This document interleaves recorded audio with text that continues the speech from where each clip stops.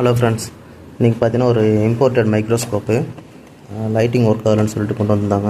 So இதில் வந்து lighting செட்டப்புக்கு இங்கே பாருங்கள், இந்த மாதிரி ஒரு டிஃபால்ட்டு சின்ன பிசி போர்டு வச்சு 9 வோல்ட் இன்புட் கொடுத்து ஸ்விட்சிங் ஆன் பண்ணால் லைட் எரியும், எடுத்து விட்டால் ஆஃப் ஆகிடும். இதில் அடிஷ்னல் என்னென்னா ஒரு பேட்டரி பேக்கப் போர்டு கொடுத்துருந்தாங்க. இது ஆக்சுவலி ஒர்க் ஆகலை.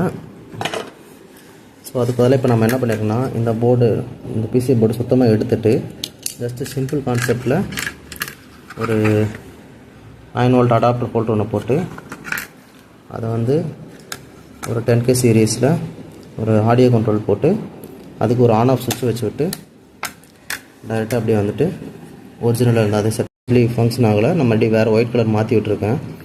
ஸோ இப்போ வந்து நான் இதுக்கு வந்து டிஃபால்ட்டு இப்போ வந்து 6 வோல்ட் அடாப்டர் தான் போட்டிருக்கேன்.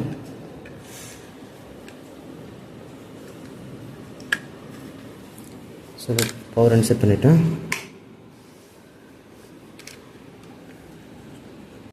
ஓகேங்களா? ஜஸ்ட்டு டிம்மாக இருக்குது.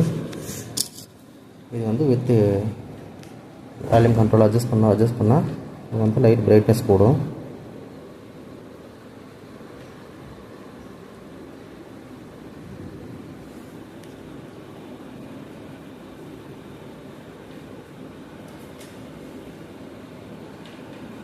ஓகேங்களா? ஸோ இது வந்து ஆஃப் சுவிட்சு.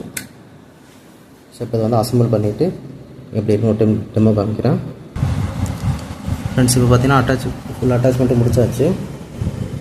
Microscope ready. ஸோ இது வந்து இன்புட் சாக்கெட்டு 6 வோல்ட்டு, பிரைட்னஸ் அட்ஜஸ்ட்மெண்ட்டுக்கு ஆன் ஆஃப் சுவிட்சு.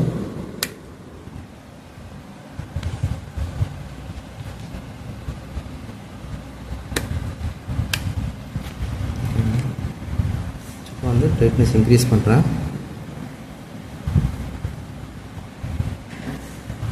பிரைட்னஸ் டிம் பண்ணுறேன்.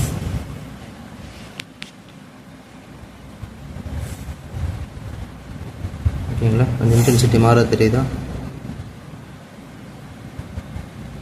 அவ்வளோதான். ஸோ இப்போ மைக்ரோஸ்கோப் ரெடி. தேங்க்யூ. ஸோ இதில் பார்த்தீங்கன்னா இது வந்துட்டு ஆம்ஸ் ஃப்ரண்ட் மூவ் பண்ணுறதுக்கு இது லெஃப்ட்டு ரைட்டு. ஸோ இது வந்து வித்து இந்த நம்ம நார்மல் வெல் பிளேட் ஹோல்டர் இருக்கு இல்லைங்களா, அதை அட்டாச் பண்ணுற மாடலு. ஸோ அதனால் நல்லா ஏரியா ரொம்ப கவர் ஆகும். அட் சேம் டைம் நார்மல் ஸ்லைடும் இதில் வச்சுக்கலாம்.